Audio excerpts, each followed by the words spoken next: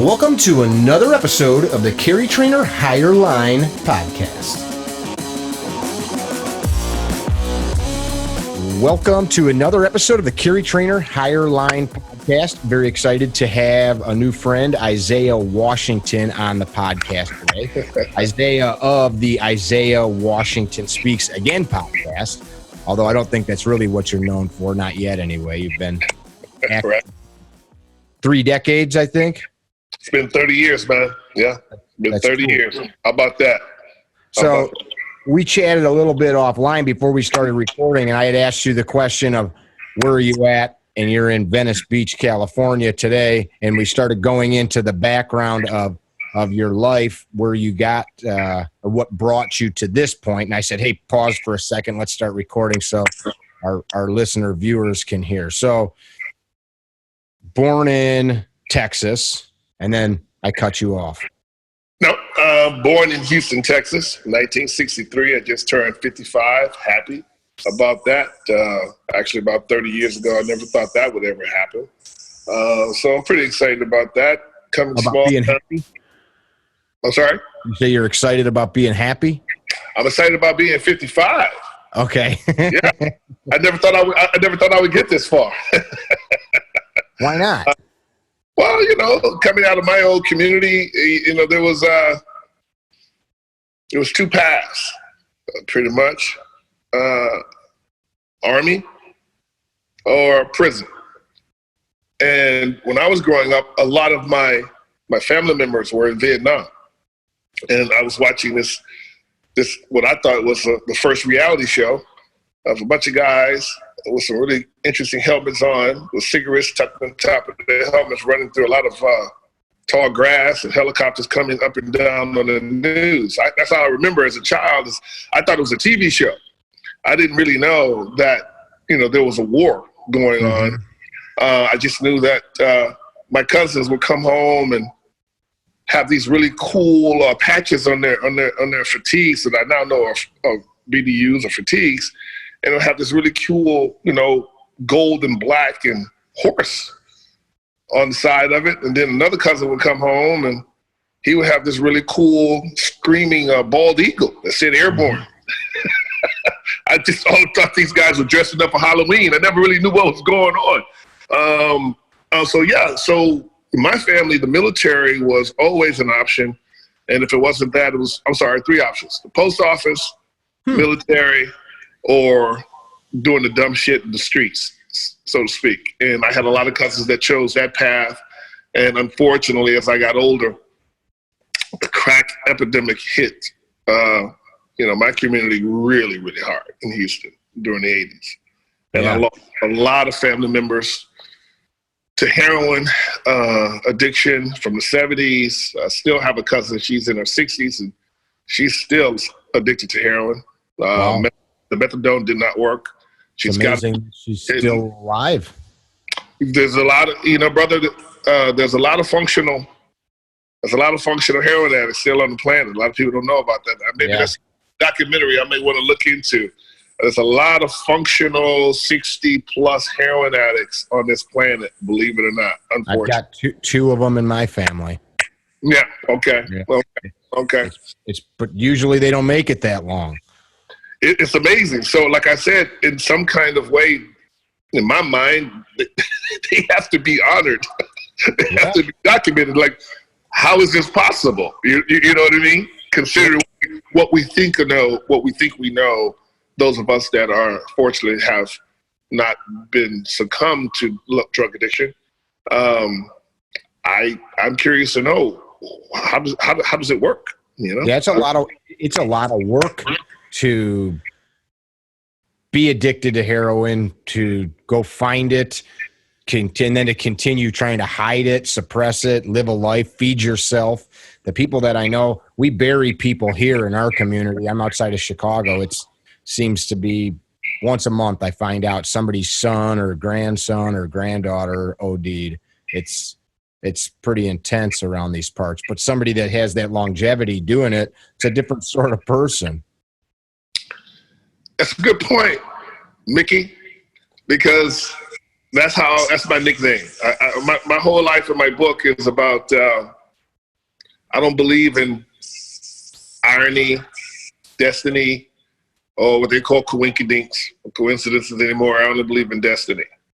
My whole life, my whole journey has been about know thyself, the t-shirt which you wear. The reason I became an actor is because I wanted to be of service. Once I got disenchanted with how my commanding officers were moving in certain places in direction. You talking about your Air Force time now? Yeah, my military. Yeah, I became disenchanted with some of the leadership. At the time, it was during the 80s, during Reagan's administration. Every day, the Stars and Stripes come out. The Russians were coming. The Russians were coming. The Russians were coming every day. The Stars and Stripes newspaper. Any second, the way we were trained in Korea, and the team spirit. I was a 19-year-old that was totally responsible for F4E Phantom, Ricky, F4E-D, and C. And we trained hard, getting ready for the Russians' invasion. But what I was beginning to see is that as we begin to do more training, more of our pilots were, for some reason, going off to do training in El Salvador and Nicaragua and Honduras. And I ended up working on T-38s in the Hardheaded Air Force Base, getting a lot of the young pilots ready to go into battle. And T-38s, are those the side-by-side trainer? No, that's the T-33. Okay. They don't use those anymore. They pretty much came out of the 50s. So the T-30 really much gets you prepared for what they used to use before the Hornets came out. F-18 was the F-5. Okay. Like you got the pilot in the front and you got the Weasel, or I'm sorry, you got the weapon system operator usually sitting in the back. And that's just kind of like the same training for the F-4 Phantom, which I still think is still formidable in many campaigns. The Navy still uses the F-4, I'm sure, and the A-7 Corsair. So yeah, my training was getting those guys we got getting ready for the tandem bucket, like one guy in front and the Weasel in the back, or the weapon system operator in the back. When I was a crew chief, I flew what we call ferrying planes, the F-4 Phantom from Okinawa to Kadena Air Force Base back to the Philippines. We were ferrying the plane. I was sitting in the back because I knew, even at 19, I knew that plane like the back of my hand. I cringe today at the thought. I was talking to another colleague of mine that I actually had what we call a trim pad license, which means a 19-year-old, I could tow this aircraft with another partner, pitch black, dark, midnight in the Philippines, take that 400-pound plus hook, drop it, lock it down with this unbelievable chain, hop into the cockpit, turn on the engines with the Dash 60, fire up the turbines, call the tower and say, I'm getting ready to throw this thing into afterburner. While it was chained down? While it was chained down to the freaking ground. Wow. And I think about it today at 55 and go, wow. This was you would do this for testing and maintenance and things. Well, yeah, that was a part of the job. And there's a term, I don't know if they use it in the military anymore, but there's a term called being ate up. And I was ate up. I treated my Air Force existence like I was a Marine. I did things that I didn't need to do. I tried to sign up to jump out of airplanes. I was begging to go to Fort Bragg. I was begging to go to Fort Rucker to learn how to fly helicopters. I was begging to cross-train. I hear that now they have a special operations detail now, I think, branch to the Air Force. And if had that really been full effect then in the 80s, I would have very much been part of that. As a kid, I just wanted to be at war. And I realized the reason why I wanted to be at war is because I had seen so much in my personal life that was so disappointing. So I was at war with myself. I was at war with myself. So it would have been easy for me to take it out on the enemy because I was just so angry. And I probably was more angry than I even realized. And I find that most middle America, our teenagers that join the military, they join with the idea of wanting to go in to hurt someone. And I think at this point, that's to be of service. lot of our branch members with that mindset is doing us all a disservice. And here's why. Once you do all that killing and you get a taste for all that killing and destroying and destruction in the military, you're dropping 500-pound bombs, you don't see the end result of the death and the mayhem. After you get all those skill sets, after, say 20 years or more or less, then what? Mm-hmm. Huh? Yeah, man. Then what? Yeah, that's heavy. There's no more killing to be done. So now you have these warriors, or like I say, I love following this guy who's a Green Beret in the Army, Tulam, Ronan Jackson. Who's a personal friend of mine. Good guy. Yeah, I can't wait to meet him. And I love his journey, what he's going through, trying to get back to himself. Yeah. Trying to get back to, even though his youth was violent, as a Vietnamese little boy being treated horribly as a refugee coming out of Vietnam, the irony of what I grew up watching on television in 1972, I could have been watching him on TV and not even know it. Right on. And the connections of the Russian coming. It's like a lot of us are connected, are becoming connected in a very, very interesting way. Where was all that anger coming from? At that time?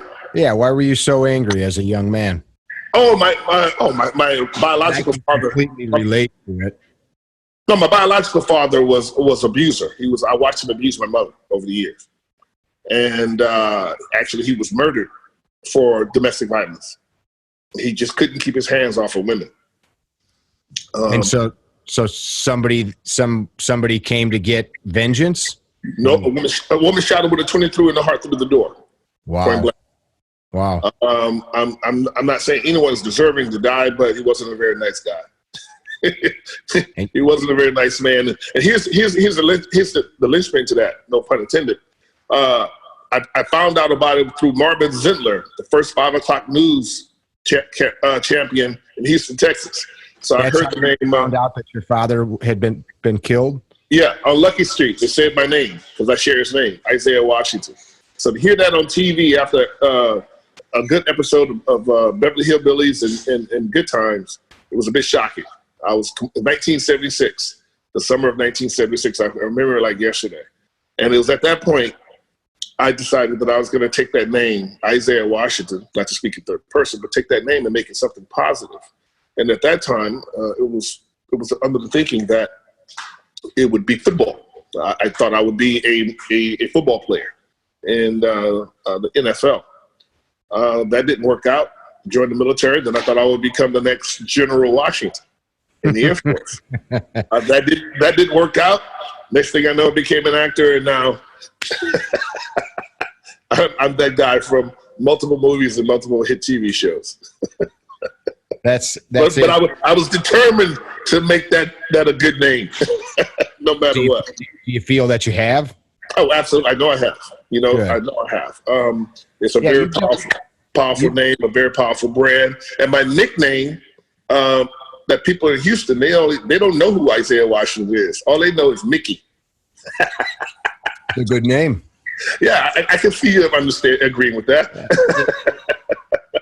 So you at some point in the 2000s started looking into your ancestry. I've done that, had my DNA tested, found out some things about my lineage that are not what my parents told me.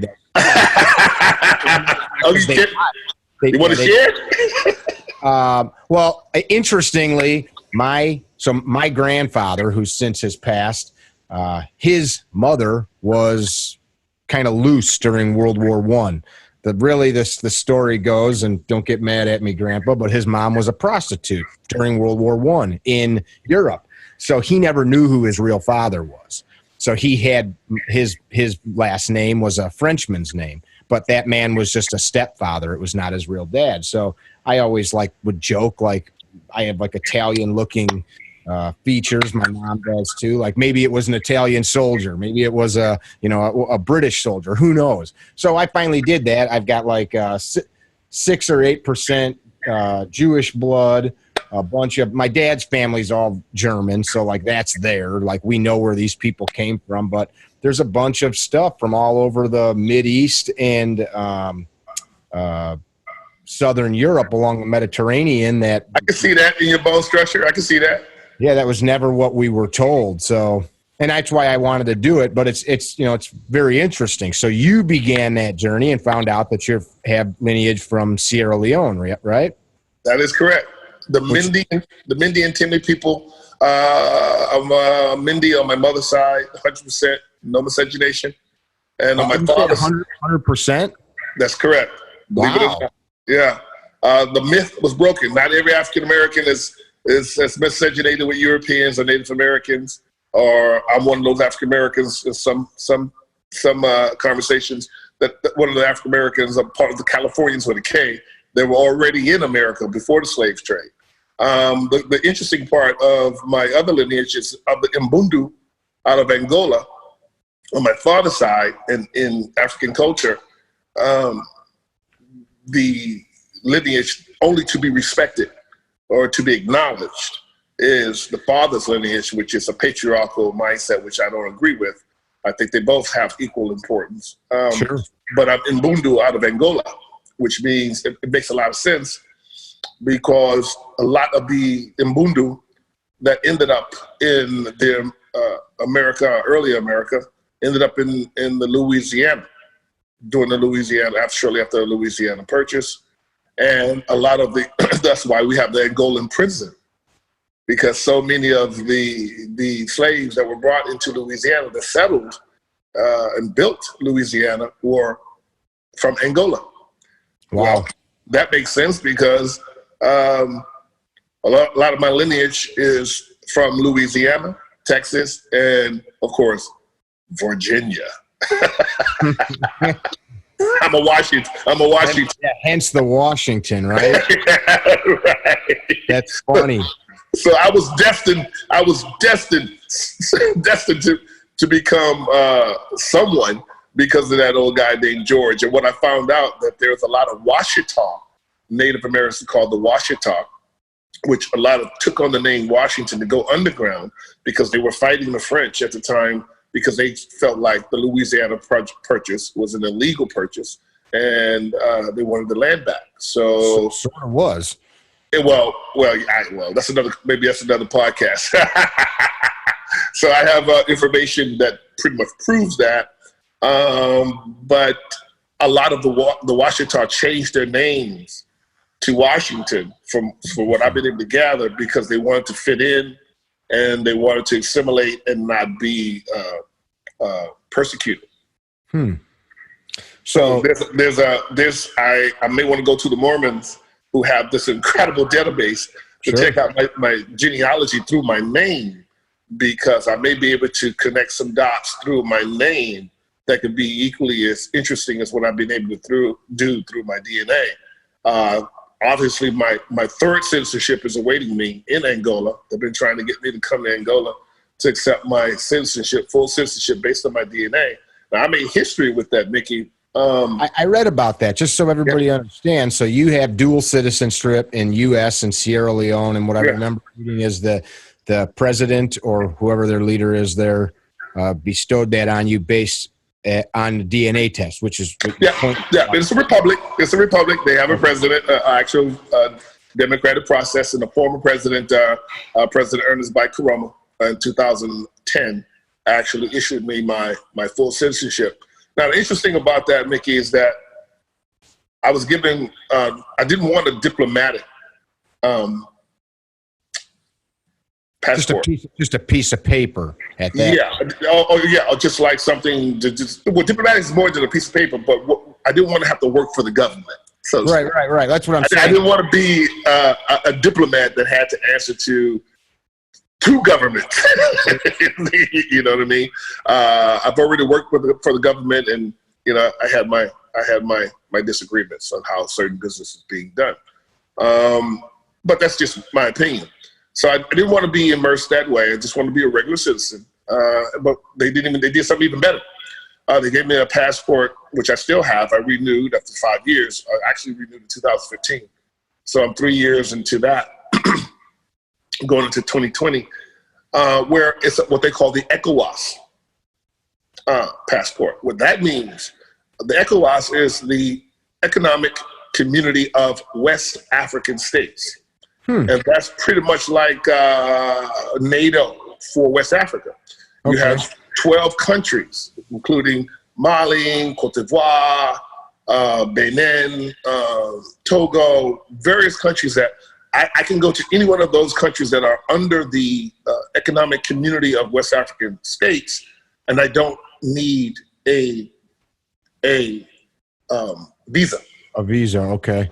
To travel there, to become a citizen there, stay there indefinitely, do business there. And that is another part of my life that I'm interested in embarking on, is once I create this lovely educational company that I hope we can get to talk about, GMI, is that I want to be able to broaden the scope of that education and gun education and training, not only in the Americas and Central America, but also in West Africa, where I think we really need it, because you have a lot of people that can't defend themselves against various dictators and despots, and they usually have a lot of problems there, and a lot of AK-47s there. A lot of children are being treated poorly. A lot of damage. So just as much as I want people to be able to defend themselves here in America during the Second Amendment, I want to have the same conversation in various countries in West Africa, and a lot of leaders there want to have that conversation as well. I've got a sister-in-law that's Ugandan by birth, in that area, as you know, was completely torn apart by war the last 20 years, which is why her family sent her here as a teenager. Is she African, indigenous African, or East Indian? Yep. No, she was born indigenous African. Yeah. Oh, okay. Born in Uganda. Uganda. Okay. Yeah. She, her family was slaughtered. She's got terrible stories of women's breasts being hacked off by machetes, dudes burning down. She lived in a, her father had sent her to like a girls' home school, and seeing these kids tossed into a building and the place burned to the ground before their eyes, just because they were one tribe versus another, really no good reason for it. And to the point you're making, there's guys, a couple movies were made about it that had gone into that area. The Shotgun Preacher, the movie was made famous by what the heck's the actor's name? Don't know. And right now, I'm on with you with Zoom, so I can't Google it. I'm not sitting. I don't have any light. I don't have any good light, as you know, in my man cave, so I can't Google it. I'll tell you. He was a do you know that story? No, I do not. I mean, of course, I know the atrocities that have come out of various Sam Childers was the real man's name. Sam Childers. He was an outlaw biker, and he basically started a mission to that area of Uganda in that region, saving the lives of the children there that were being tortured, mutilated, and killed. The movie was made famous by, here it is, I found it.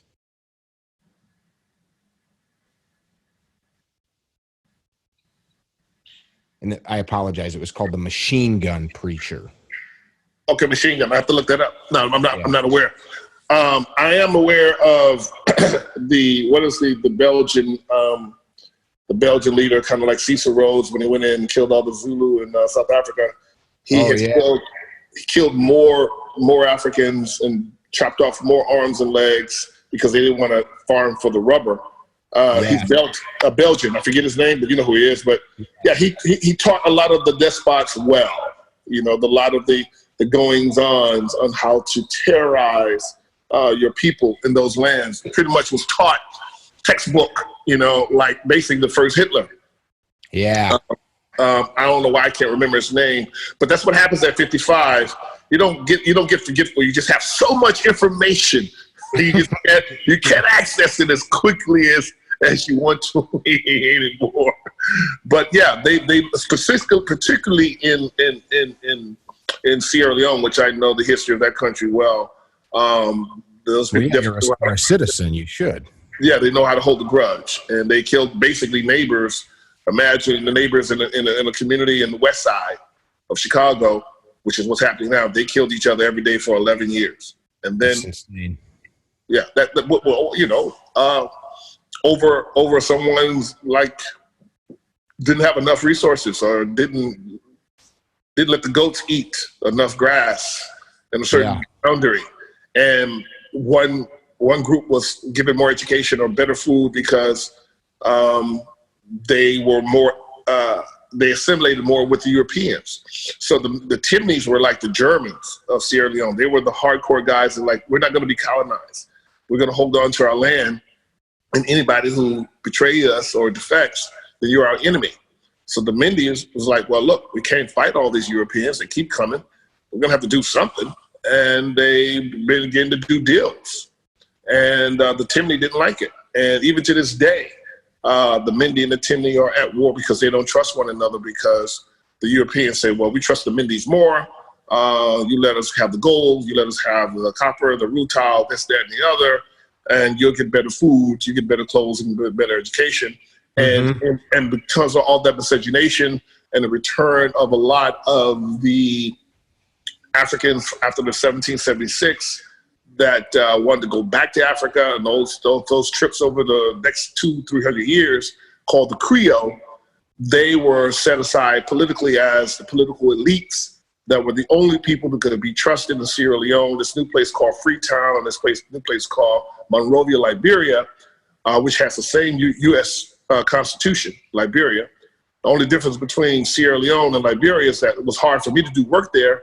It's because neo-colonialism, British still controls Sierra Leone, and anyone American can't technically do business or touch Sierra Leone, as I've discovered in the last 10 years. It's hands off. And if you want to do business in West Africa, then you've got to take your keister over there to Liberia. Because Liberia is still technically but neo-colonized by the U.S. government. Wow. Yeah. So you've got a foundation. Let me see. Gandobe manga or manja? It's like almost like the Japanese anime, right? Which I found very interesting. And that's your name there in Sierra Leone. I'm chief on my passport. It's Gandobe Manga. I was given the name of Gandobe, who was the chief that fought the Europeans off as best he could. He was betrayed by his own people, caught him drinking and with several women late at night, and they killed him where he stood. They fought in his village. Huh? That's who they named you after? Yeah. They had, yeah, man. I don't know, right? And then Tom was like, hey, you give me that history after you give me that name. Right. So that's what you named your foundation after your Sierra Leone. Yeah, and they hadn't used the name for like 300 years.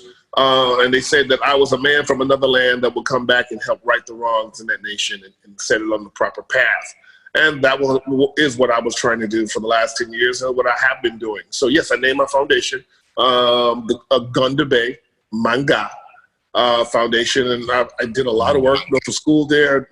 I perfectly rebranded the nation with a lot of Sierra Leoneans that what we call living in what we call the DMV, the DC, Maryland, Virginia area.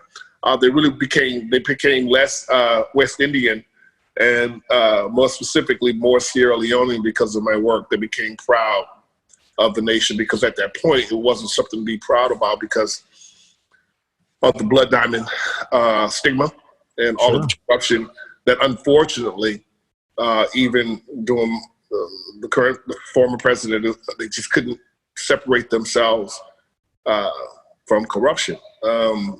There's a new administration, a new president I'm going to meet with, sit down with in October. I'm hoping for the best.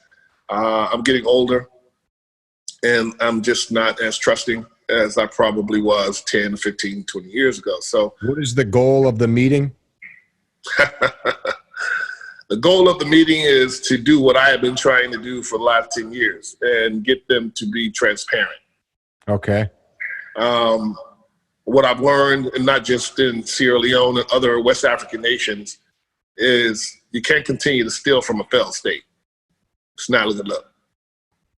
Yeah, Do we have political corruption? You got political corruption all over the land. It's in America, in England, everywhere.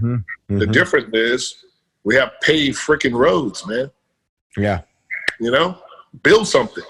You know, you're not going to change a murderer or a thief if that's in your DNA. I wrote a book about it. You know, I own the term DNA has memory.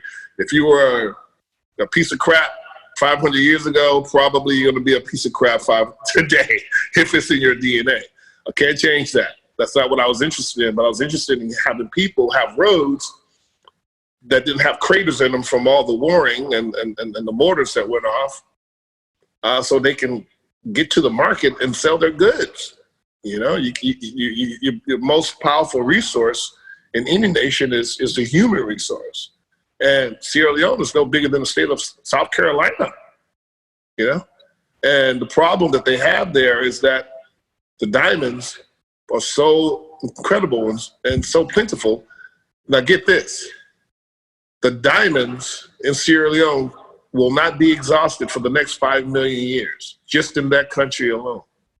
5 million years? I repeat, the diamonds are so plentiful in Sierra Leone, you could not exhaust them for the next 5 million years. At the rate that they're pulling them out of the ground, because most of that's done with human labor, right? Since 1935, my friend. That's crazy. Yes, it is. Now, the problem with me is, Mickey, I'm a little hard-headed. I didn't want to take that in and really understand what that meant to De Beers, to the Oppenheimers. Yeah. I believed naively that I could still get this country turned around and get people to understand that you don't need to continue to enslave a nation. Everybody can eat. Everybody can put their hands on the table. Everybody can share in this, right? Well, not so easy. Why would you want to develop a nation that has that one resource and have to share the wealth with them? Yeah. Why would you do that? You don't have to. That's the kind of stuff that people end up in a ditch over, you know? I was close. Do tell. Yeah, I talk about a little bit of my offers to say diamonds are good, and I opted not to. And I got some pressure put on me by some I call economic hitmen. They remain nameless. They know who they are, and it goes all the way up to our government level. And you know, I change names, but I know who they are. They know who I am, and you know, we're moving forward together. Do you think any of this affects your ability to do business in Hollywood? Of course it has. Yeah. Oh yeah. But I figured a way around that too. And I feel that there's a lot of I shouldn't say a lot. I feel that there are many Hollywood types that have overt political motivations. There seems to be a lot of folks that have good intentions for humanitarian causes and such. So is this one any different than you see guys like Leonardo DiCaprio or good man. I like Leonardo a lot. You see people like that doing humanitarian type causes. Is there some reason that this versus what some of those other people do would put pressure on you that it wouldn't put on them for their particular cause? See, that's where the confusion lies. How long did it take Leonardo to get an Oscar? Yeah. Okay. How long have we known he's been superiorly and superlatively talented? Over 25 years. Sure. How long was he driving the Prius before anyone even knew what the Prius was? I don't know. Over 20 years. He's been talking about global warming for over 20 years. And yes, his career suffered because of it. But his talent, you know, he just wouldn't go away. Yeah. He wouldn't go away. Pretty much like Tom Cruise, did, you know, a lot of good works, you know. You may not agree with the people that he was doing it with, but he's done a lot of bit of service and helped a lot of people, particularly during 9/11. He helped a lot of families that were hurting after they lost the leadership and the economic means from their loved ones who died as firemen. He helped a lot of people. But you don't hear about those stories here in Hollywood. Hollywood has a bad habit of making good works or being of service, making you an aardvark, like your desire to want to help people and change the world. It makes you crazy. You got to be crazy to want to do that. Why do you think that exists? I didn't mean to cut you off. I mean, from a non-Hollywood person, like I'm the last. Like, I don't watch the Oscars, and it's no offense to you. I've got a brother that's an actor. I've got a sister that's a musician. I don't watch the Oscars either. So don't be worried about it. I don't really pay attention to any of that.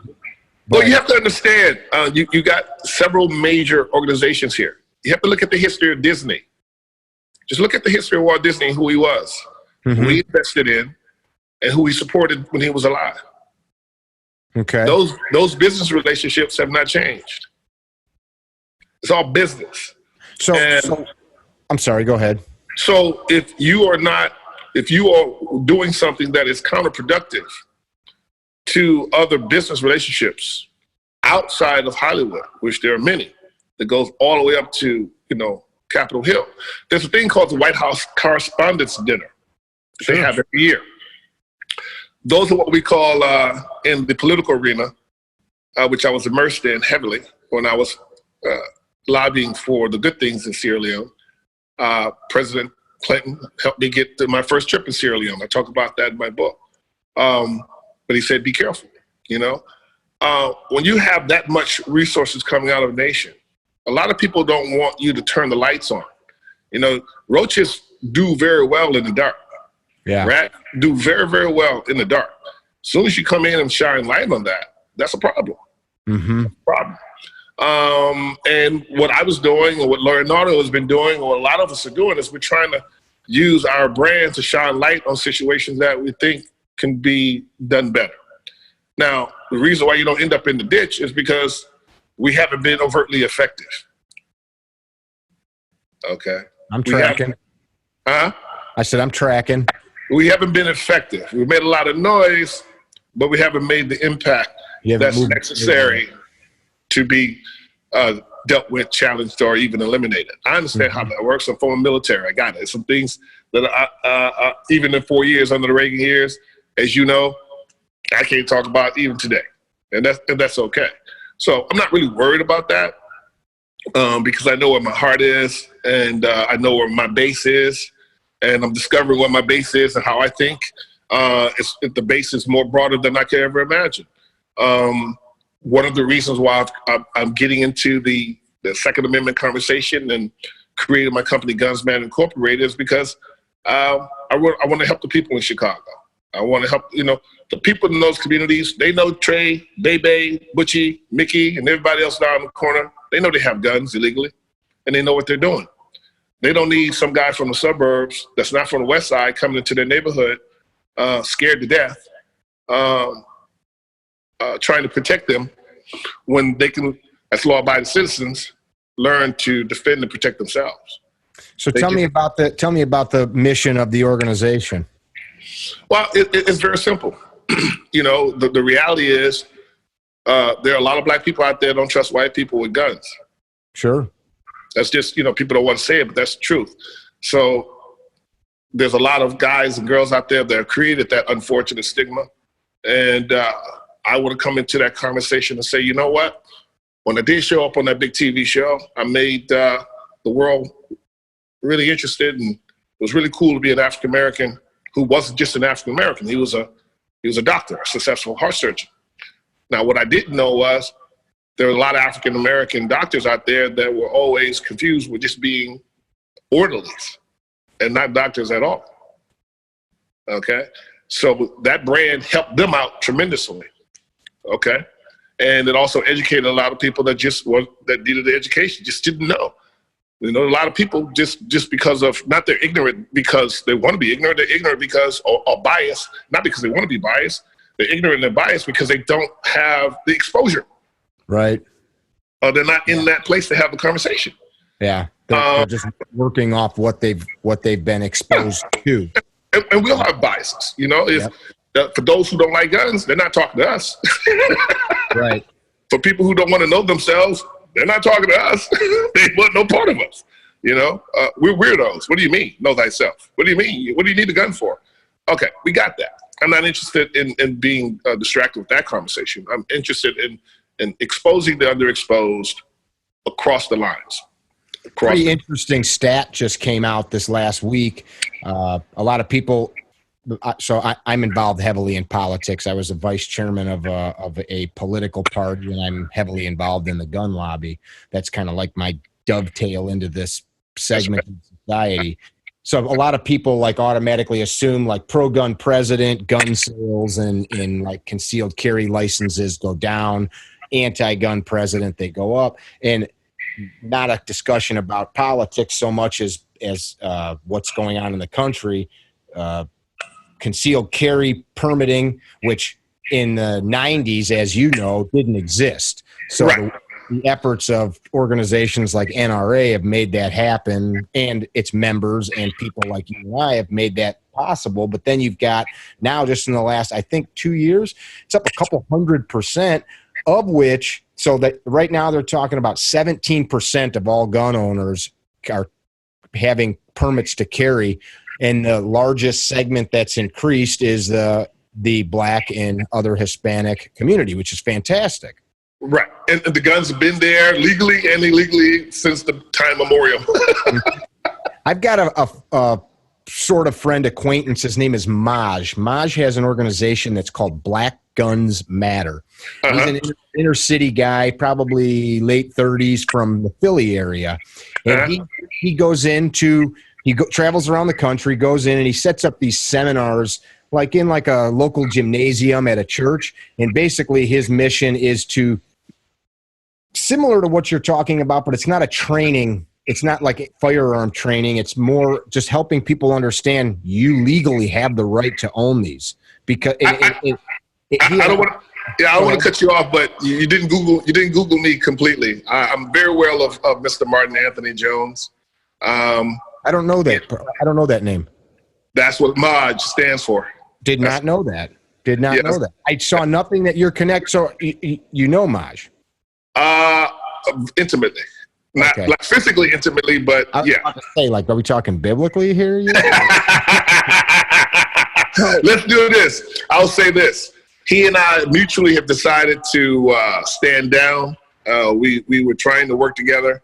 I was trying to invest in his vision, and a lot of things got distorted for whatever reasons. We'll chat on some of that offline, but this was the point I wanted to see if you agreed with. So I totally agree with the work that he's doing. I totally agree with the work he's doing. I think it's important. I thought it was important before I found out other things about that young man. Yeah. I think it's important. I think it's necessary. However, having said that, he's creating a lot of positive energy, but at the same time, I'm all about transparency. Sure. This was the point I wanted to make about him, which is why I also said I didn't say my best friend. I said an acquaintance. So this was the thing that, as a kid that grew up my family's from the south side of Chicago. I was extremely blessed to grow up I live in the country. I look out my back door and I can see to Iowa basically.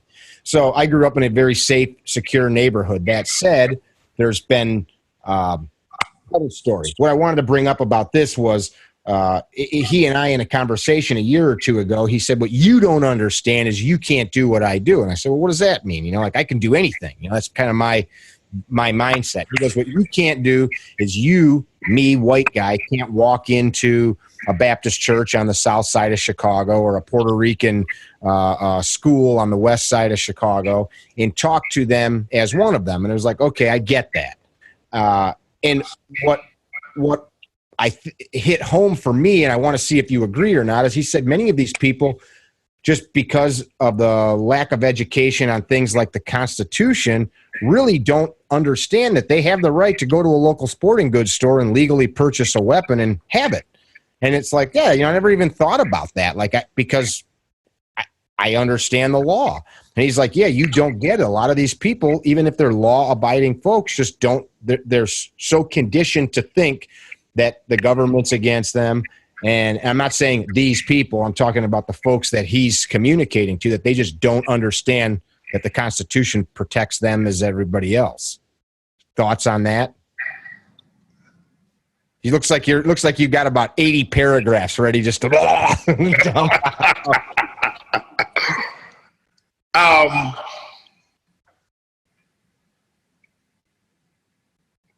Yeah, man. Yeah. It's a complex scenario. He does a very good job at what he does. He has his place. Hopefully, he and I will meet at the crossroads in a huge positive way. It's a good attitude. He's right on many levels.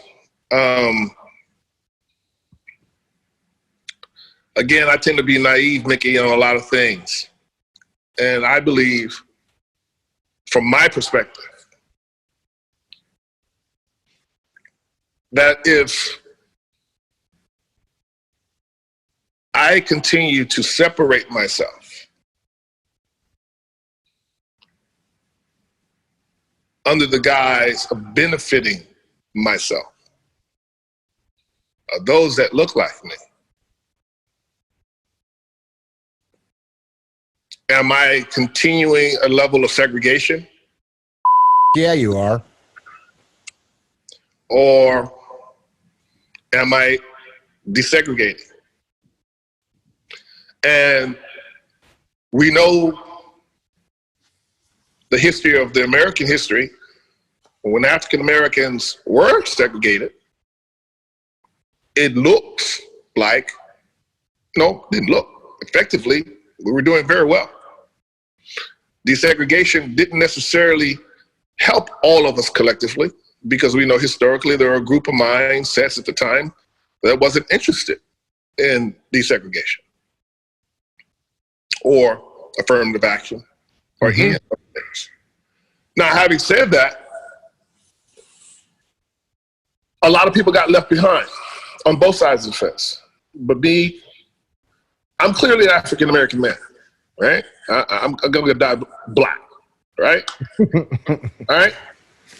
The thing about the difference between me and, say, Maj, is that I too can't go in those communities like he can.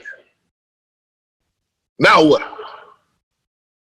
If I go into a neighborhood, being me, the myth of the idea of the assumption is that I have more than they have.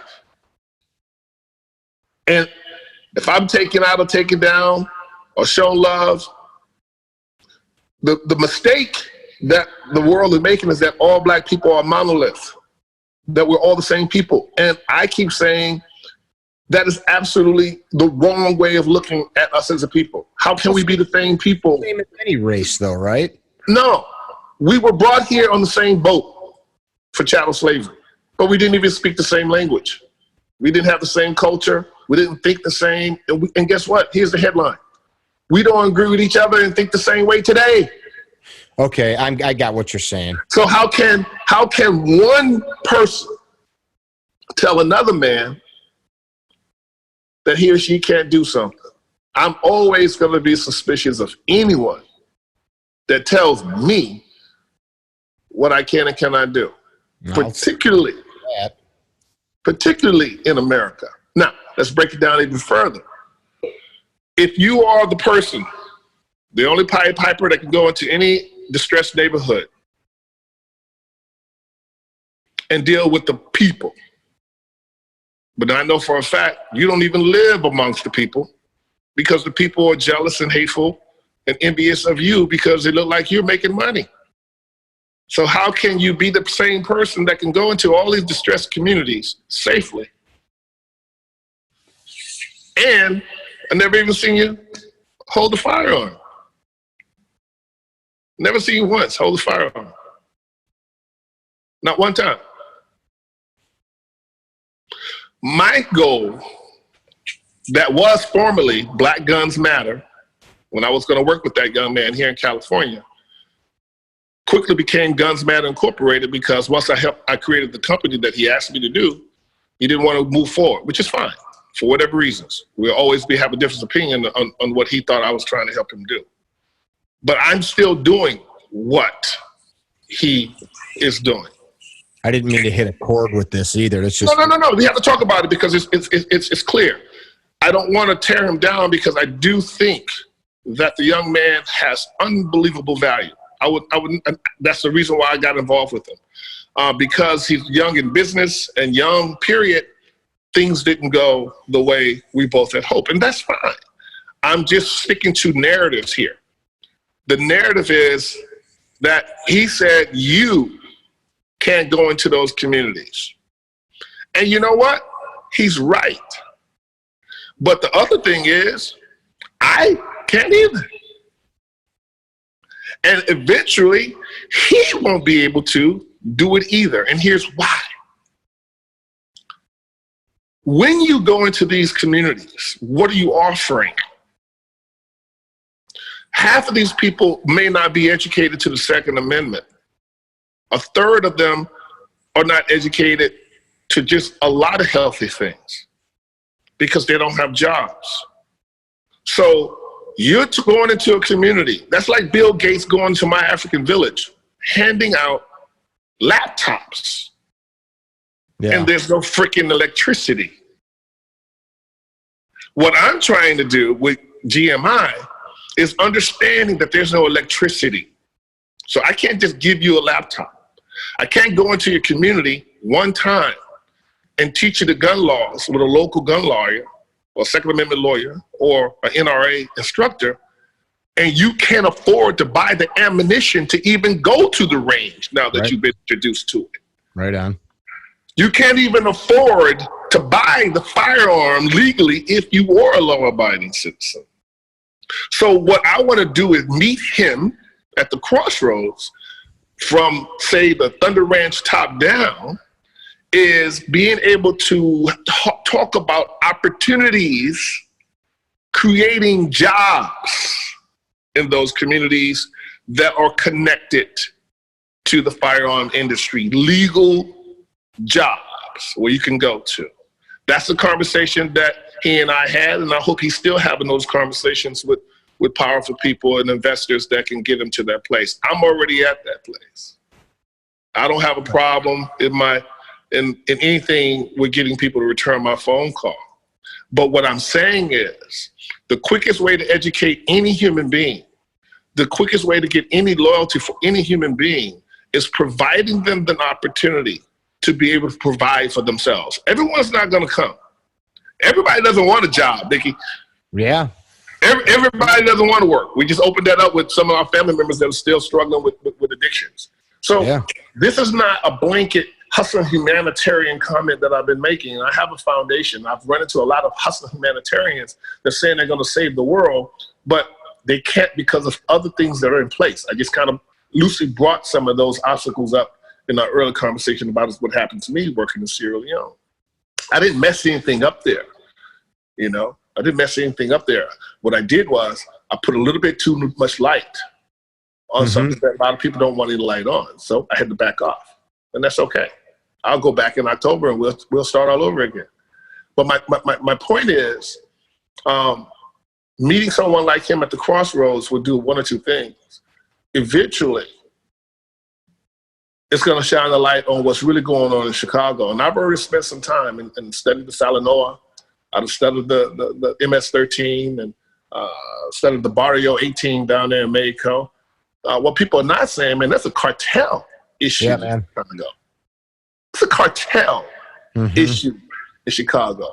If Rahm Emanuel can't say anything, Farmer 44 can't say anything when all these people just died just 3 weeks ago. What is he going to say?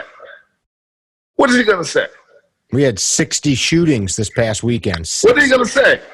Did the NRA say anything? The new president, what is his name? The general that we're supposed to respect, Oliver, what's his name? Oliver North. Yeah, what is he going to say? Didn't he just raise his hand and say that we didn't sell any guns? Oh, I'm sorry, we're supposed to forgive and forget, right?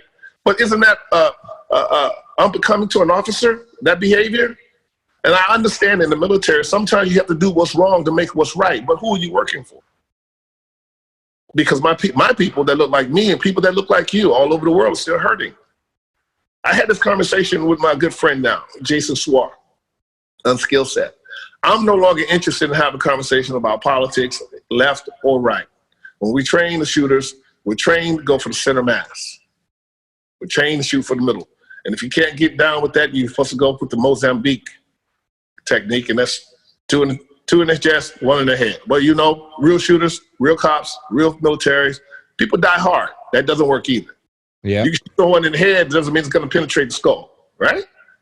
So for us who know enough about firearms, should know enough about human behavior. And that's where I'm hoping to come in, is to have real conversations, not political conversations, but conversations about real human behavior. Because it's the behavior that's gotten us in trouble. Behavior, not politics. I'm done with the politics, man. Yeah, man. That's after 5 years of immersing myself in that world, I left very disenchanted, not for any reason other than it's all the same everywhere, be it the ghetto, be it there you go, big city, be it NRA, Washington politics. It's all the same. That's right. It's in Hollywood. It's individuals and individual problems, and it's people have to. Your point about jobs, you have to want to get out of bed and go to work. I can give you there you go. You have to create the incentive, and that is hoping what I'm doing is creating enough energy from GMI where people go, all a brand is, okay, all a good brand is something that make people feel good. Mm-hmm. People know who's making these items for Nike. They've been knowing what's going on about these sweatshops, right? But they look the other way because it's really cool to wear Nike as opposed to Reebok. Mm. It's really cool to wear Adidas as opposed to New Balance. All you need is the proper figure. LeBron James, Steph Curry. Now everybody's putting on a shoe that they would never wear because Steph Curry wears it. Sure. That's what I'm hoping to do with GMI, is make it cool, make it safe, make it smart, and not just be the only one representing that brand. Not sure. Being the only one that can go into a community. I want to have more people than myself trained that are from that community. So I don't have to go into that community. There's some former Iraqi soldiers that still lived in the hood. Sure. They need to be employed. They can talk to their own community. I don't need to be the guy to be the only one that can go into the war zone. You know, I want to operate as like, what is it? No better friend, no worse enemy. That's Madison's way. Mm-hmm. I don't know that community. I don't know that village. I don't know that barrio. I don't know that province like those people know. And I hear you. Those people is real. They're not our people. We're not your people. It's their people. And it's their people that we need to be locating. It's like I'm looking at it as a military person, or any insurgency. It's like we need to be having conversations with those who already know what's going on in their communities. I can't do that. You can't do that. And guess what? Maj can't do that either. Not in one day. The interesting thing that I always think about in these scenarios, so I've been self-employed 21 years. I've run political campaigns from local office to federal office. And yourself, for example, you saw 3 paths in your life, right? You had the post office, the military, or prison, right? Right. You chose wisely. We all have choices, and it seems like even if you don't have a choice that's presented to you, you still have a choice. I mean, there are people that come from all manner of terrible backgrounds and rise above it to become not even something that people know their name, but they created a life that was worth living, create a family that's got love and happiness, and then grandkids proliferate that good. At some point, no matter, I don't care if you're a dirty Irish Mick in the 1800s. Take it easy. That's my blood, you know. Oh, that's right. That's right. You can call yourself that word, but like that's like the N word. I can call myself. You can use that, but you can't. Yeah, but back in the 1800s, New York City, you know, they were. That's where I know Paddy Wagon came from, because they were arresting so many Irish. Like shit. And then, like, at some point, though, the individual, like, you and I have our own stories. Everybody's got a story. At what point does the person look in the mirror and say, okay, I don't have all the answers, but I will demand something more from myself, regardless of what Isaiah comes and gives me, or Mickey tells me on a podcast, or the government hands me? When does the ability to be personally responsible actually start to take effect? You know, when will people... You know when that would happen? I'm listening. When the narrative changes. So who changes that, though? Who says like it's time to switch that? You do. I do. People that think the way we think.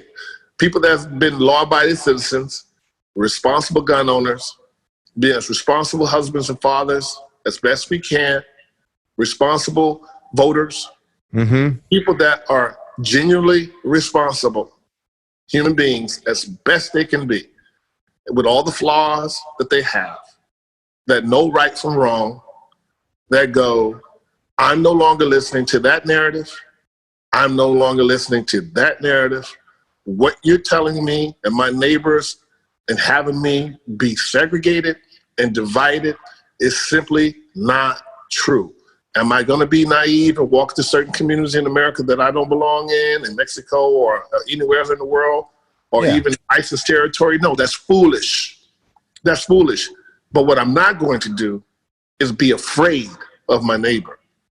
And that is problematic for me. That is a negative for me. No one of my children, none of our children will be safe if my neighbors are afraid of me, thus afraid of my children. That's a no-go for me, Mickey. And we share the same name. I got the nickname Mickey because my mom was so upset with my biological father for not being at the hospital. She refused to give birth to me until he showed up. Well, his no good behind. He never showed up. My story goes, my grandfather had to knock my mom out, drag her off to Jeff Davidson Hospital in Houston, and they had to go in with forceps and pull me out.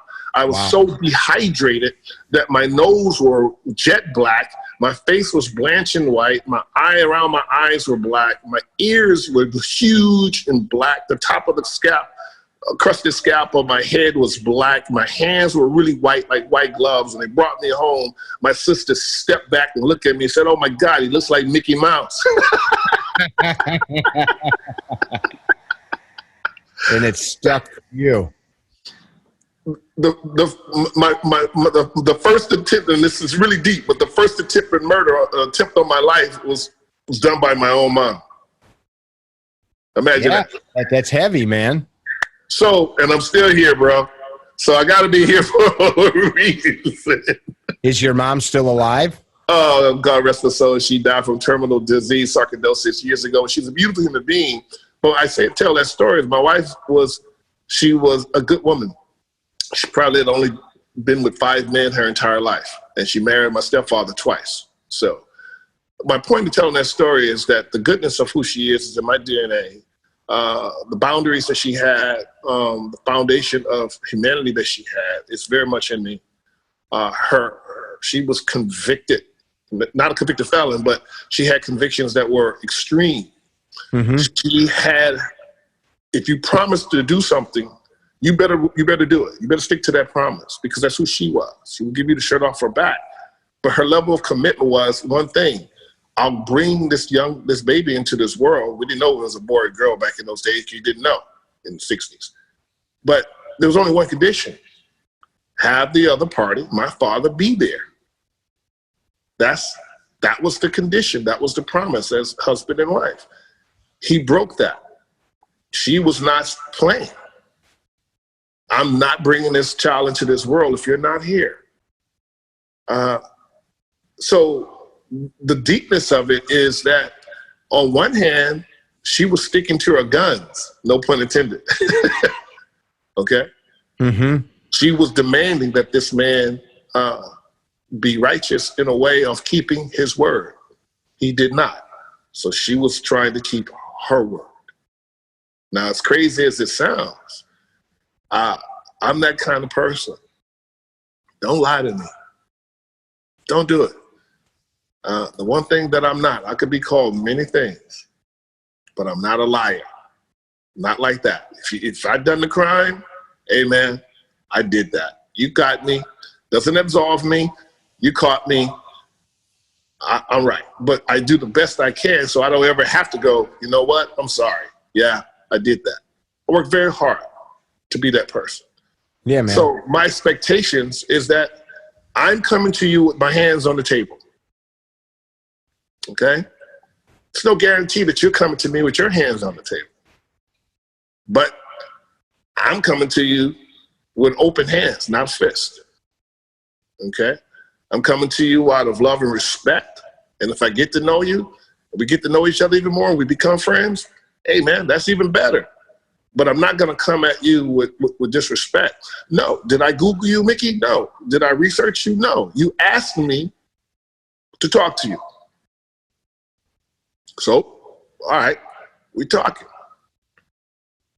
I don't have anything to hide. And I'm talking to you because you asked me to.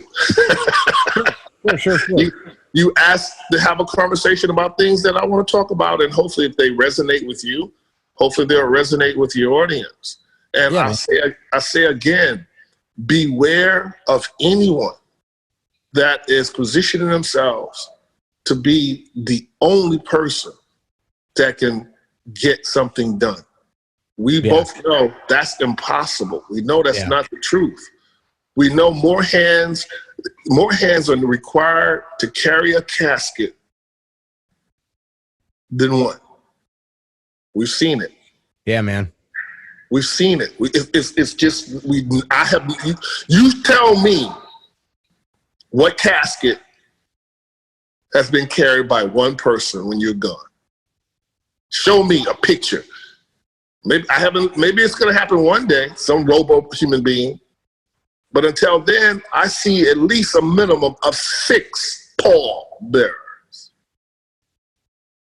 At least. And for no matter, no matter the weight. No matter the weight. You know, I got a friend, Phil Heath, 7-time Olympian. Love him to death. Haven't met him. Great conversations. He's a shooter. Good human being. But in my strange fantasy, if he goes before which I hope he doesn't, this man wears 275 pounds. I'm trying to figure out how we gonna carry this dude. Maybe you should go the more Hindu route like me. Maybe we should burn you and put you in an urn. See, I have weird thoughts like that. I'm like, who's gonna carry Phil Heath?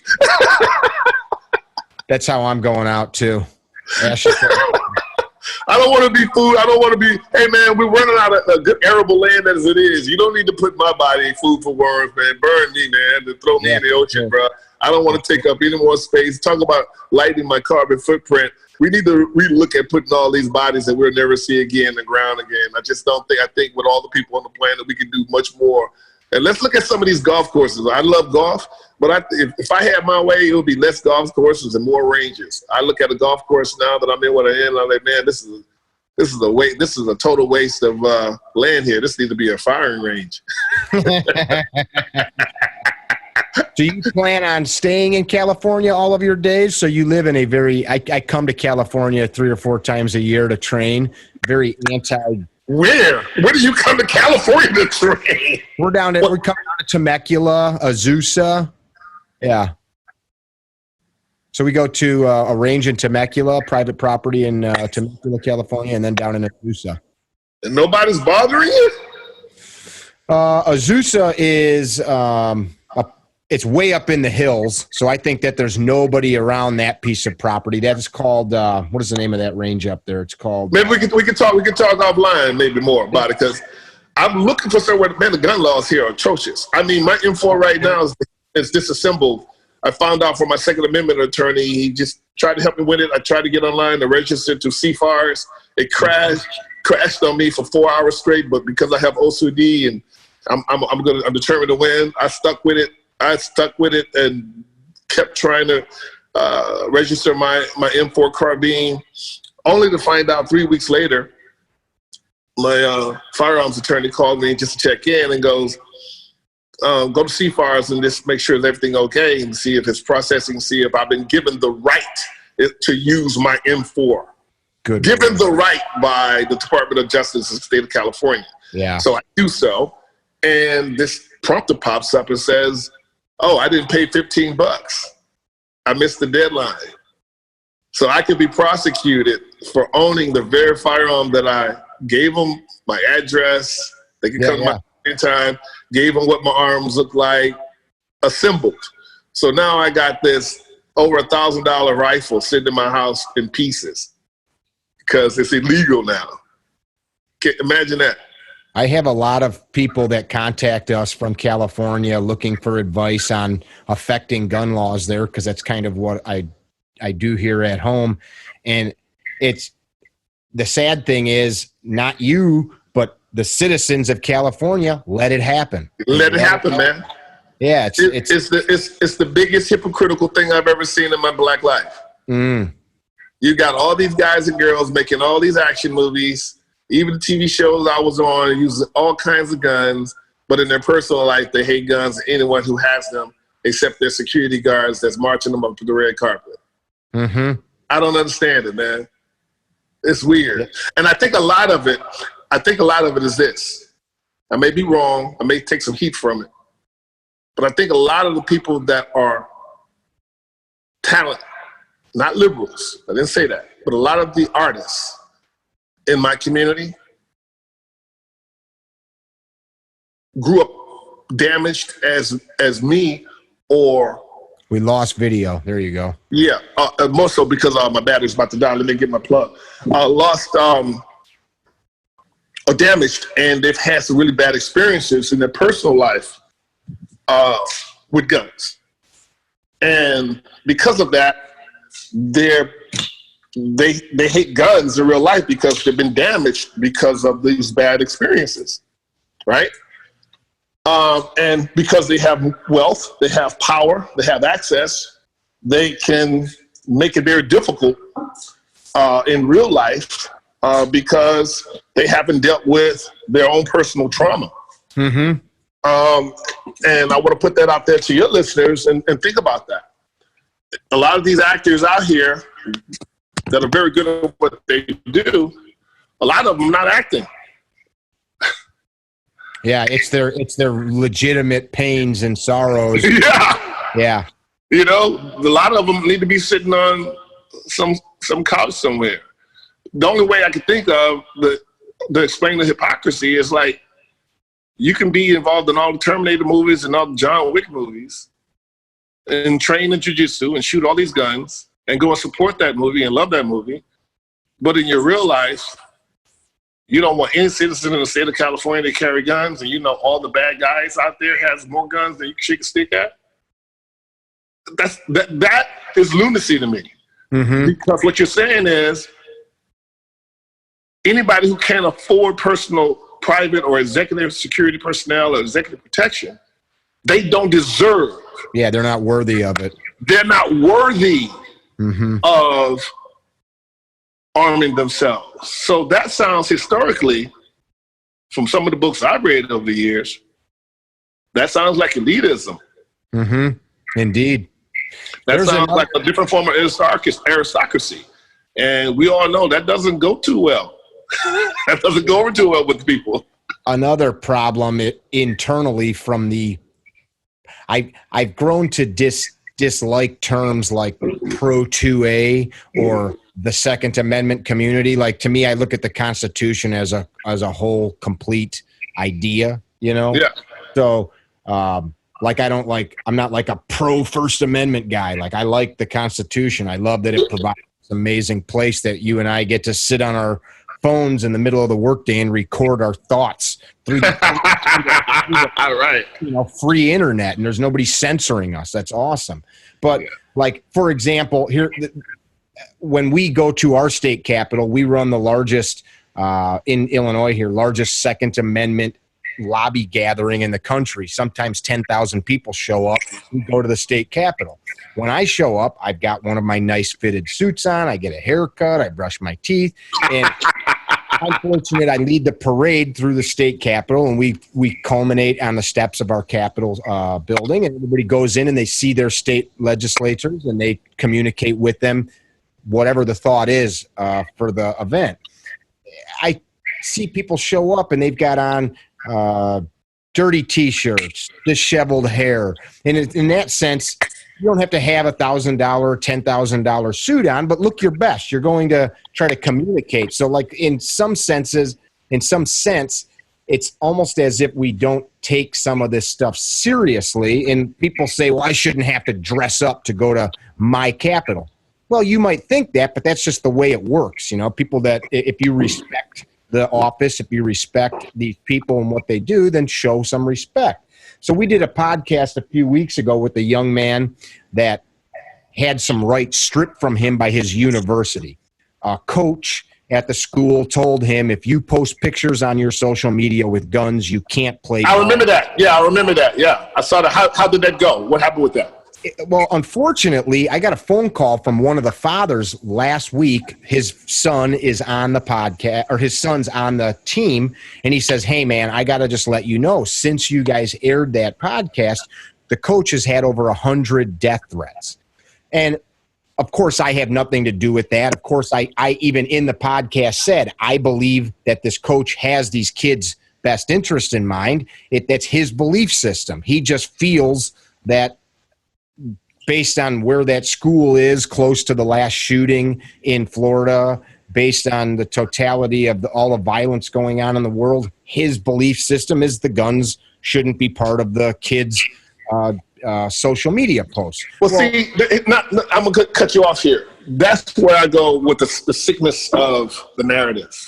When you really look at Parkland and you really look at what really went down, or what was going down, many of those districts were getting a lot of dollars, letting the crime kind of go.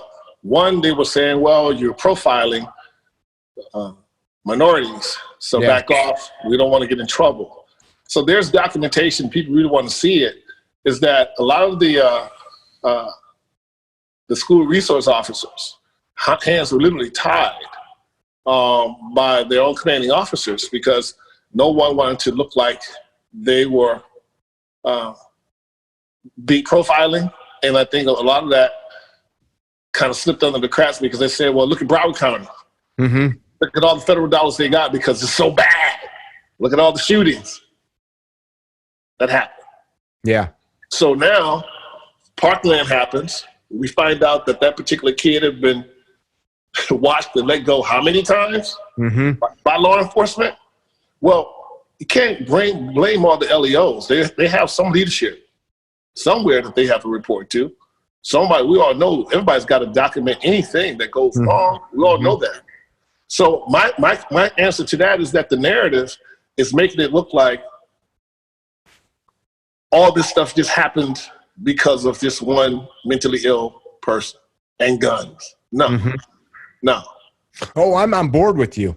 Yeah. I'm not agreeing. I'm not agreeing with the coach's sentiments or ideologies. I'm just stating that's where he was. That's where his head. But to receive death threats this is what my final thought on that. We are often our own worst enemy in any facet of life, in any segment of society. So you want to further your ideas and your agenda, acting like an idiot and giving some school teacher a death threat, saying you're going to burn his house down with his kids in it and that kind of shit. You've just lost any ability to communicate whatsoever forever. You're done. You're out. And what proof do we have that these idiots making these death threats are actually just regular people making these death threats. I mean, let's think about it. Are you insinuating that perhaps I'm not insinuating anything. Just musing as to perhaps they could be somebody to further incite. I'm not throwing out any conspiracy theories. I'm just no longer interested in the zeitgeist, brother. I'm no longer interested. I know what Stars and Stripes did to me at 19 because I read something every single day. Sure. And now here I am, 55, and the Russians are still coming. I get you. That's something I like to say to a conspiracy friend of mine. The throne is always in peril. The realm is always in peril. Right. Yeah, there's always something that's happening. Well, some of these people I don't know personally, but I know from personal experience that these guys that, let's say half of those 100 death threats were just legitimate good old boys that are mad. So then we have to seriously start talking about mental illness and what has happened to these people. How do they get disenfranchised? But here's the thing. They got the time to keep their phones on, a ground line or a cell phone, to make a death threat. So I'm just trying to figure out what else are they doing with their time. Right. I mean, I get annoyed about a lot of stuff. I don't think about making a death threat or going after anybody about anything. I own guns all over. I haven't shot anybody. I'm trying to figure out, okay, so then that's got to be mental illness. So how much do we chalk up to just mental illness? Here's the interesting thing. Some of those people think they are being stewards of our republic. They think that is watering the tree of liberty with the blood. That's in their head, though, that what they have convinced themselves of. That they are. That's where you and I come in with this kind of conversation, with the optics that we have right now. With you and I have this conversation. Is there mental illness out there? Are there a bunch of wacky guys out there with guns, guys and girls? Absolutely, absolutely. But the narrative is we're the ones that are responsible gun owners. Where's our platform? Where's our voice? Who's talking to us? No one. People know I'm a gun owner by now. Somebody gets shot, no one calls me and asks my opinion. I don't get to be a pundit. Mm-hmm. I don't get to be a paid person to talk about this narrative. You know why? It's too inclusive. It suggests that we should have more a cohesive thought. It suggests that there should be boundaries. Spiritual boundaries, emotional boundaries, physical boundaries that are to be designed and respected and upheld by the law. And for all those who break the law, even those under the color of law, they should be handed over through the law and justice should be had. Mm-hmm. The issue that we have with all of the racial stuff that we're talking about is that the few. Everybody in the military. I heard Johnny Primo talk about it.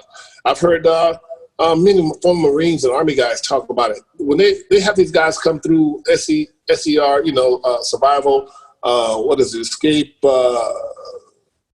those classes, SEER, they know these guys are wackos. They know they don't measure up. But because of the quota, they got to let them pass. Same thing with law enforcement. Yeah. These quotas are literally killing us. I will say it again, these quotas to sustain and maintain budgets are literally killing us. It's killing the taxpayer. It's killing our people, the people in the streets on both sides of the fence, because I have 7 points that I've submitted to the Bethune-Cookman University that could end police brutality that's working in Oregon, is that once you shoot somebody, a bad shoot, and you're indicted, then there needs to be a database, just like a child molester. We need to know who you are. You made a big that anymore. We gotta push forward and isolate you, so this can't happen again. That's justice. Go ahead. I was going to say, having many friends in law enforcement and law enforcement management, I have this discussion with people, a general public. People need to remember it's we the people. The laws that the police departments enforce are the ones that we create. They're the ones, and that's the part that I think people, like, I have just the other day, a intelligent person told me that, like, the cops, they thought the cops create the laws. I'm like, wow. But that's real though. I'm not laughing. But 8th grade civics, like, that's not how it works, dude. And if you don't like it, go run for office. Help your buddy run for office. Affect the law. That's how it works. It's not hard. Michael Brown's mother is running for office because she had to lose her son in a disagreement that caused riots and that the narrative got distorted around the world. Yeah, it did. For both parties. Nobody ended up looking good, and someone ended up dead. You know what I mean? My thing is that, until we really look at the training, just because as a government official you qualify with a Glock 19 or a Glock 17, but you have no training for a gunfight. You have no training in de-escalation. You have no training identifying mental illness. You have no training identifying someone who may be on drugs, or all of the above. Yep. And have a firearm.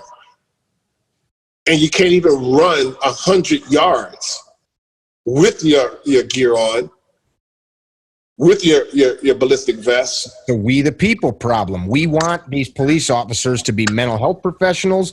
That we need them to be able to I have a buddy tells me that he gets a call once a week, 911 call he goes out to because the kid won't eat his breakfast. The kid won't put his shoes on to go to school. People call 911 for that shit.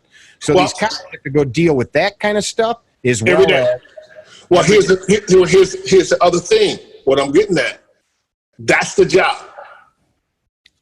Just like when I was in a trauma ward, shadowing other doctors, because people could not afford health care, we called them frequent flyers, Mickey.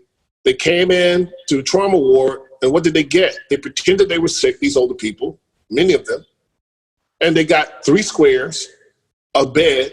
They got every test from urinalysis to MRI, everything to find out whether or not they had any tumors or any cancers, and they do not. And they go home the next day. Poverty is using and abusing the system to survive. Yeah. Again, if the police budgets had to pay out for a bad shoot, I bet those commanders' officers won't be as quota interested once they have to use their own budgets. Well, some of them definitely do. When there is a shooting or unlawful use of force, some of those departments or cities are paying out millions. But guess who's paying for it? We the people are paying for it. People are, brother. Yeah, I get it. I agree. So my thing is, everything from my plan. Let's take a look at not just the police bill of rights. I want all the brothers to be protected. I don't want to put anybody in jeopardy for just being in a circumstance where they had to defend themselves. I understand that. I completely get it. Shit can happen. But at the same time, you got a lot of poorly trained individuals out there. Yeah. That are taking liberties, making us all look bad. We have officers in many of our classes. Our 2-day courses, 3-day courses, oftentimes are the most training that these guys had in years. Oftentimes they're shooting 50 to 100 rounds a year of just qualification. And that's it. 50 rounds a year is very, very normal for many police departments. But right there, bro, we need to we need to have more conversations like this to get the people. It's insane. Understand that you have to vote politicians in that will give these departments the budget.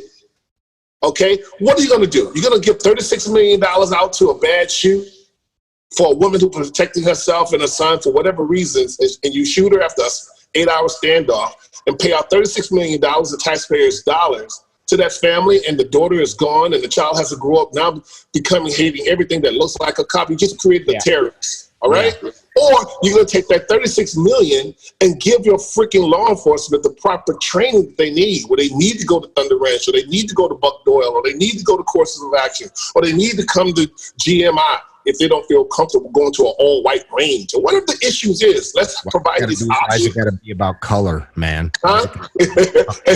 I know, my gun is black, right? It's got to be a problem, right?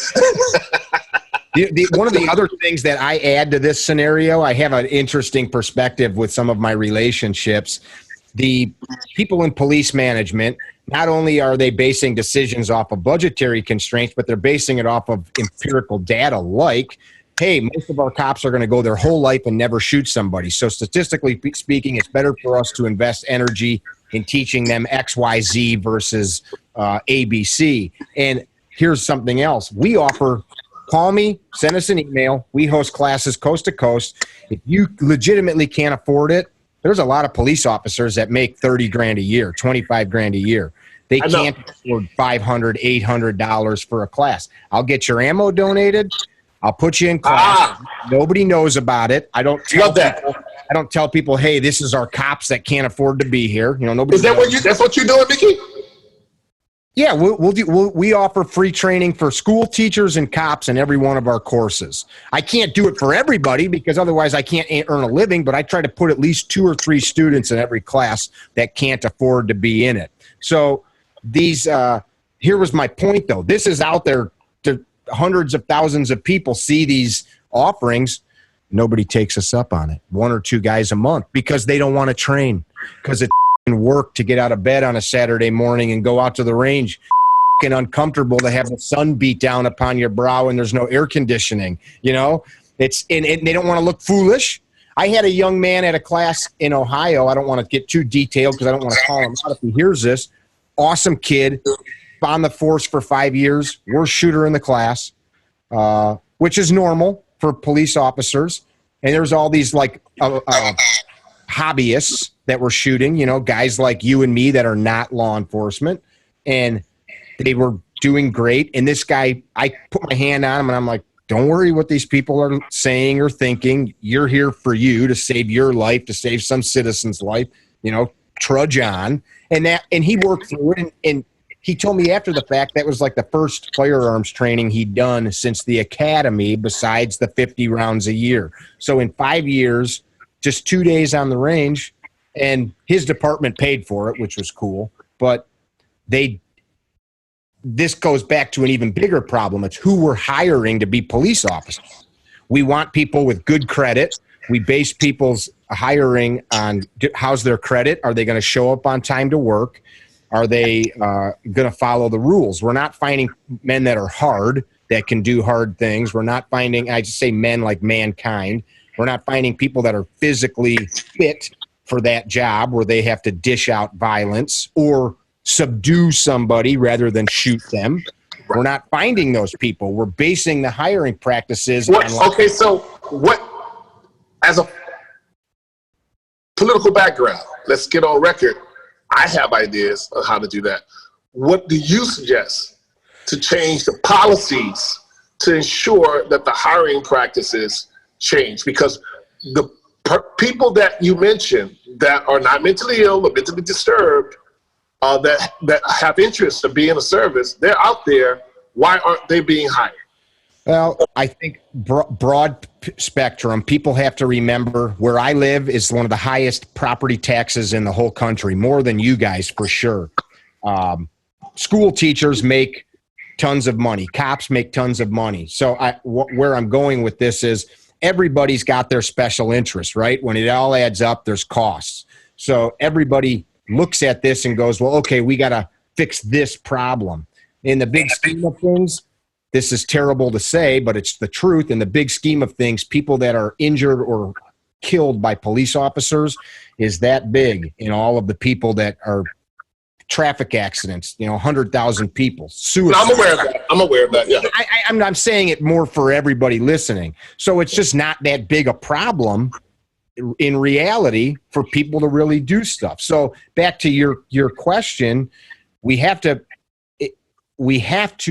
get the citizens educated on what is important. For example, the town I live in has 30,000 residents.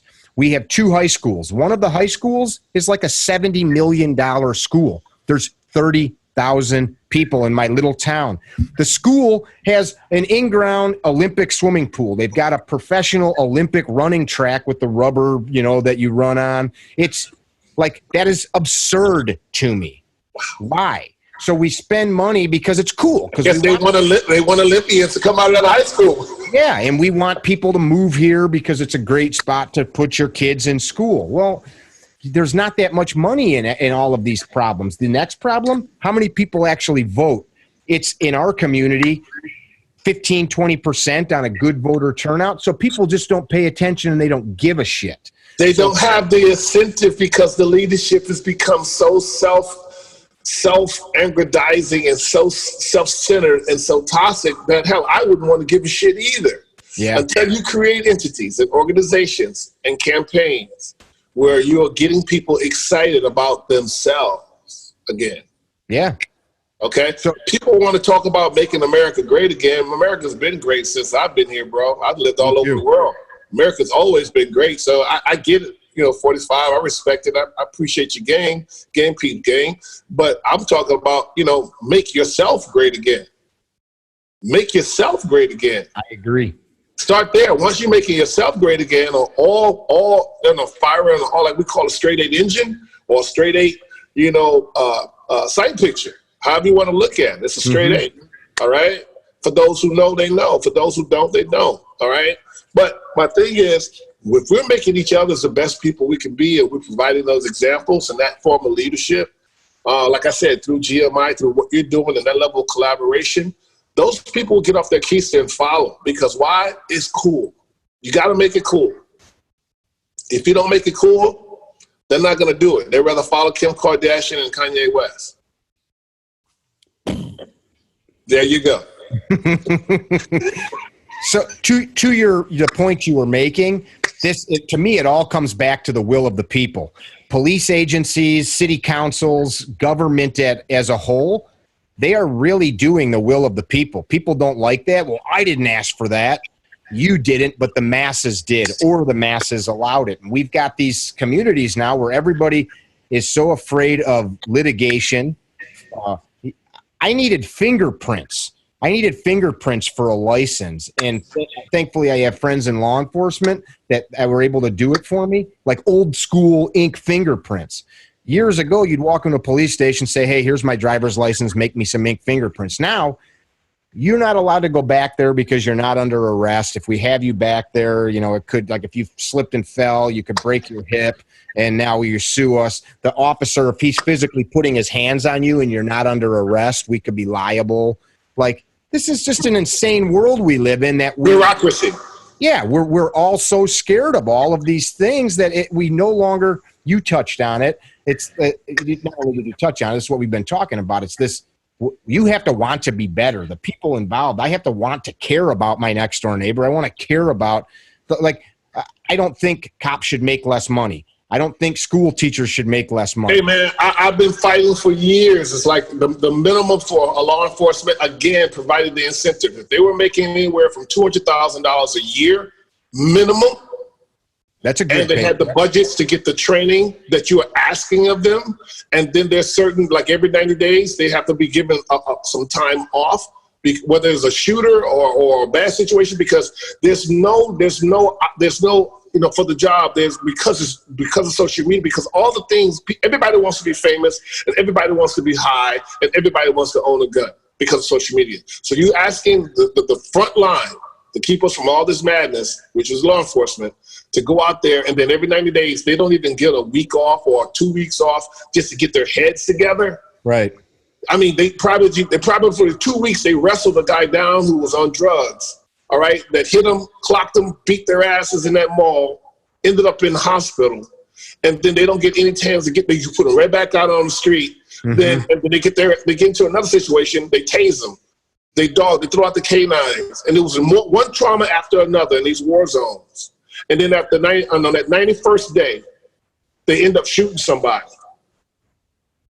because they haven't gotten a psychological break from the war. Hell, what happens to everybody in these campaigns? You talk to these guys and see what happens to themselves when then they're not physically healthy, or there's something going on in their DNA, or there may be mental illness in their background. We don't know until it's all too late. So again, the whole training process, we need to get real non-corrupt entities in place. And even with me, with GMI, that's what I'm going to have in place. I'm going to have therapists in place. I'm going to have trained guys in place that ultimately what I want GMI to be is be the ancillary security personnel that are as strongly mentally fit, physically fit as possible, that can go into the communities that many of them probably are already grew up in. They're not disenfranchised or disenchanted by the law enforcement or this or that. They don't have criminal backgrounds, but they will go in and be those foot soldiers if necessary, but more importantly, being those soldiers or those citizens that happen to be trained to be the proper options in those communities to let them know that all your bullshit that has to stop in this neighborhood. Amen. That's where I'm headed. I like that. It's legal, and yes, you could be hired out, but no, I'm not talking that crazy Blackwater-ish, okay? I'm not talking that. I'm talking about as a law-abiding citizen that I am, former military, that have seen it being done wrong, and to have a lot of guys and girls that think like me, that are disenchanted, don't want to be on the police force, don't want to be in the military, don't want to do that, and where they're taking their skill set. Every weekend all around the country for $50 an hour? No. Get me for the position, not there yet. It's 5 years, you can come with me. You can make $200,000 a year. Basically doing the exact same thing, have the same war wagons and the same medical support systems as anyone else. So what am I saying? Yeah, that's what I'm saying. Isaiah, what are you talking about? You're creating a shadow police department? I don't know. I don't know if it's shadow or not, but are we getting the job done? And what are the averages of shoots? What are the averages of mentally ill people being called upon or held in custody until the actual police comes into those communities safely? Yeah. That's all. That's the only analytics I'm going for, is that less death on the streets by citizens, whether they deserve to die or not. If you're a bad guy, you deserve to get shot, then we'll know why. Why? Because we have cameras everywhere. If you're working with GMI, you pull over, if you're going to be a dick and you reach for something you weren't supposed to reach, well, we can see that in your car. And we're going to have an attorney talking to that police officer, so you don't have to, state by state. So there's no more confusion, no disrespect, and you don't have to ask, why are you pulling me over? You don't have to even ask that question, because as soon as you get pulled over, you hit a button, and now you have an attorney that knows all the laws in that state that will be talking to that law enforcement officer. If he needs you to get out the car, then you will be advised, and all the cameras are watching you. All the hands are on the table. Okay? It's not brain surgery. I was a heart surgeon, so I'm a heart guy. Playing a heart surgeon. I was a porn star once. You can make a lot of money in India right now. I'm looking at you right now, bro. You could be huge in India, bro. I've been thinking about you. Like, how can I put this guy to work? He really needs to get on camera. Hey, let's take him to Goa. Hey, Nikki, let's go to Goa. I've got to ask my wife's permission first. Can I go to India and be a porn star, bitch? She won't let me. Hollywood makes more movies than Hollywood, bro. Do they? Yeah, I just made a movie with a guy named Paul Sidhu, S-I-D-H-U. You could be his cousin. What kind of movie? It's called Deep Stage Movie, and I play a DE agent that's chasing down this car that bad bus. We tried to get some bad guys in the Aryan Nation popped from fentanyl. The fentanyl is like 1,000 milligram of fentanyl is more deadly and more addictive than heroin and crack cocaine combined. And you could take a $6,000 bag of fentanyl or carfentanil, which is highly toxic, and kill you just for inhaling it or touching it. And if you don't know what you're doing with it. But a lot of these guys and girls out there have gotten really creative, and they're putting 1,000 milligrams of fentanyl inside of, yes, marijuana. They want to demystify it and say it's not on snow bullshit. They want to get you addicted, and you can't get off of it. There's not enough methadone. There's nothing that's man-made coming out of China. You can get $6,000 for 1 kilo and sell it for $20 million on the street. Wow. So you think Chicago is bad. Now with the heroin thing, wait till fentanyl gets out there. Yeah, there was a police officer that almost died just from touching some doing a. They tried to kill him with it. Yeah. So the DEA right now, they see just one little grain of salt. You take next time you look at it, if you deal with sodium, you shouldn't. You should be dealing with sea salt. But if you're still dealing with that damn Morton salt, just look at that damn, just one little grain. That level of fentanyl slipped into some Molly, MMDA, or ecstasy can kill you. And guess what? Right. The hopheads out there, their thing to know that you have the best fentanyl, the best drugs out there, the best oxycodone laced with fentanyl. You know what they respond to in the scene? If someone in the club drops dead, or someone at Coachella drops dead, then that's the drug dealer they want to go to. Because it's the best. Because they got the best. That's terrible. That's insane. You talking about Zombieland, the apocalypse. Well, hey, baby. Hey, I'm sitting there in Los Angeles, DEA, field division, with DEA agents, seasoned DEA agents. And they're looking at me, shrugging their shoulders, going, it's bad, Isaiah. It's a pandemic. And then the other one quoted, and I quote, Special Agent so-and-so says to me, and I said, well, I'm freaking out now, right, with all this information. I've done my research now. I'm freaking out, right, because I'm a father. And I said, man, what are you doing about this?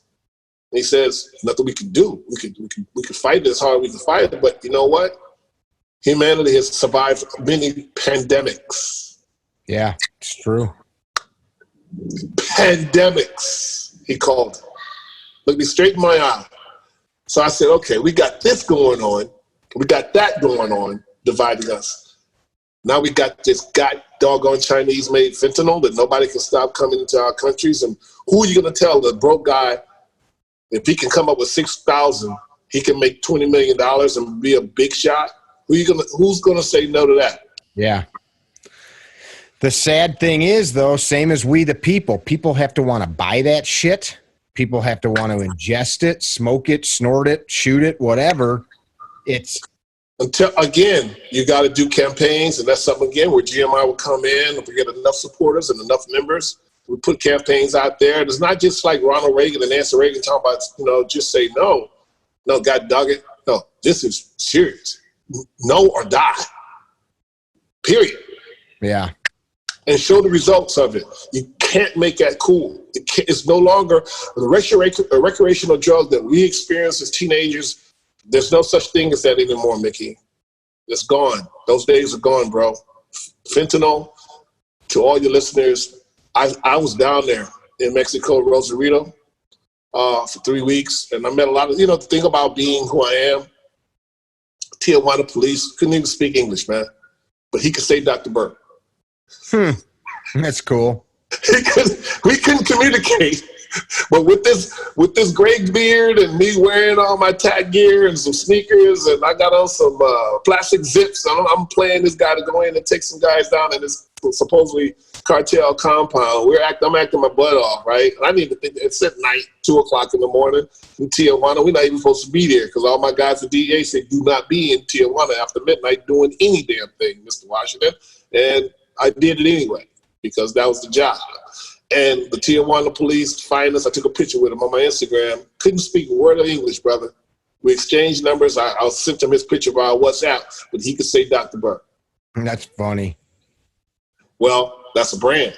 Yeah, for sure. That's a brand. So if he looked at me and couldn't even speak English and felt like I was of service and I made he and his wife happy and they felt good about what I did, that's all I'm trying to create with GMI, is a brand that you can feel is doing the right thing, being of service, and that everybody can participate in. And it's not a political organization. You want to talk politics with me with GMI, that's where I jump off. Not interested. I'm interested in results. Yeah. We know what the problems are, you know, and just like, you know, good old brother Maj, I believe he really is trying to get to the solutions. And like I said, if he's the real deal, like he says he is, then we will meet at the crossroads. We will get all the people that want to drink at that, eat at that trough. They will eat at that trough and they will survive. And those who make choices otherwise, they will not survive. It's very simple. I think that's a good lesson for anything. You got to come to it with the end goal in mind, having some kind of noble, righteous cause. Because if you don't, it always life sorts you out. You know what I mean? Yeah, you know, my nobility is in my DNA. Like I said, I'm not suggesting you weren't. I just am saying in comparison to any endeavor, if it's like I didn't mean to cut you off, but like if it's like, hey, here's this great thing, GMI, but it's going to help my political agenda. Right. And you just said that wasn't the case. But that's the big problem with politics is it's always the party before the people. Before the people, before the end result. Like that thing's cool, but we also got to make sure that we continue to get our people elected and get our agenda. Right. Well, you need organizations that have certain optics in place that have represent certain levels of authority. I've already aligned myself with those organizations, as you know. I don't think there's anyone out there, as old school as they want to call them, look at Clinton Heidi Smith as not in a position of authority. Right? Yeah, Clint's a good dude. Been around a long time. Yeah. So, and like I said, you know, you got the Johnny Primos out there that have served this country well and hard, that are doing great services across the nation. You got Marshall Tigg Washington. You know, yes, she was only, you know, in the Army Guard, but she is declared to focus on training 1 million African-American women because they feel intimidated going to ranges or feel intimidated by guns. I think that's a very noble thing to do. I support her in that. Indeed. You got Buck Doyle out there with Follow Through Consultancy in Teasdale, Utah, who I'm going to go and rock and roll with. Hopefully we can rock and roll this month before I have to go off to this Atlanta for a new movie. But again, I'm looking to build a reporting firearm community, and hopefully 3 years from now, I will be, you know, revered and respected because I've earned it. You know, everything I do in 10-year intervals. I'm not jumping into GMI expecting to be a success or revered or respected overnight. I know how it works. I got to earn my bones. I got to earn my bones, and that's what this conversation is about. That's the beginning of that. Is respectfully coming in, talking to people, hearing what other people have to say who've been doing it much longer than I have. But at the end game is that we have to surround ourselves with transparency. We really do. As painfully as it may be, a lot of our political people, they fall into this thing where they realize how gargantuan and how Herculean the task is. And then they fall into this thing and say, God damn it, I've spent 4, 5, 8, 10, 12 years in college studying policy and political science, and I'm not making any money. Mm-hmm. This system in this country is so freaking ungrateful. And then they go down that rabbit hole. And then next thing you see them, they're speakers of the House, and they look like they're tan 24/7. Because they are, yeah. They're tan 24/7. Where's he getting that tan from? I'm a black man, but I don't even have a tan like that. That dude looks good. Where's that money coming from? Like, you look at our congressional people, the majority of them are millionaires. Where did the money come from? Where are all these lawyers? Well, you know why? They're lawyers. They're making the policy. They're lawyers. So what I'm saying is then we need the people that are less corrupt in their behavior or younger. We need more lawyers and need more doctors, and we need more competent law enforcement that have the incentive to get paid at least a minimum of $200,000 a year to risk their life for us on the front line. Because it's going to get worse. The war zone is not going to get easier. It's not a scare tactic. I just told you about fentanyl. People are going to go out there. They're going to get involved with the cartels. So they're going to fight for what they feel is their way of life. Right. Because they have no other options. So let's be real here. Keep our hands on the table. It's not going to change. It's only going to worsen. And guess what? CNN and MSNBC and Fox News, they're not going to give you that narrative. They're going to pick a certain group and try to keep you divided. So these kinds of conversations won't become what I call a Fred Hampton scenario. Oh, Isaiah was talking to Mickey just with Fred Hampton on everybody.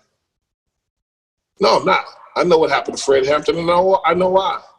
I'm not saying that either.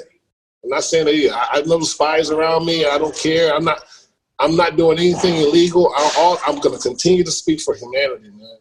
That's what I'm born to do until I can't do it anymore. If you're going to be a decent human being, then you're probably going to rock and roll with me. Will I make mistakes? Will I fall short? Probably. Yeah, we all do.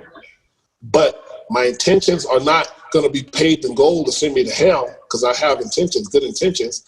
My intentions are clear. I've already shown you.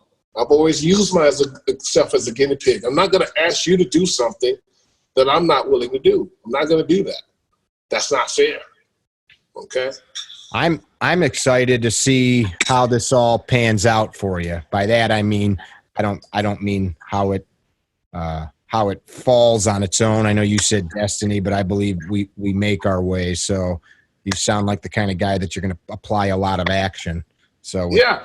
Oh no, I'm not just talking, man. I do, and you know, when I first started posting a lot of stuff talking about guns or holding guns, I had a lot of kids following me. You know, in Land happened, and I don't run from it. And I'm like, this is why. Yeah, I know. I see you. You see me as Chancellor Jaha on the 100. You know, I'm not trying to make kids say that guns are cool in a way where you're irresponsible. Mm-hmm. I'm trying to show them the way that guns can be cool, it can be safe, it can be empowering if you are responsible. That is what I'm saying. Guns are already out there, Mickey. You know that. You're in Chicago, bro. You know that. Millions of them. They're not even documented, okay? Yeah. And we have the super owners that are out there. We have guys like yourself. I'm looking at that shot and I'm trying to figure out if that's an 870 Remington or a Shockwave, Mossberg. I don't know what that is. That's a Mossberg. I shoot long guns lefty. 870 is my favorite shotgun, but because I shoot long guns lefty because I'm blind in my right eye, I opt for the 500 with the ambidextrous safety on the top strap. You blind in your right eye, couldn't even tell. See, you're perfect. Look up Paul Sidhu, Sidhu in India. I can hook you girls up offline. We can go to Goa. And, man, that could be really sexy, Mickey. The one-eye porn star? No, man. So, yeah, Paul Sidhu, I like him a lot. He's a doctor by trade here in L.A. Get this. He's one of the biggest recent stars. He did a movie called 2037, Winter Storm, whatever, on Netflix. Huge star. But get this. He's a dermatologist in California. He just liked the movie business and started producing films? Well, he had something to say. He's East Indian. He's a Sikh. He didn't like the way his people were being portrayed. And he decided, you know what? He did this action movie and it blew up.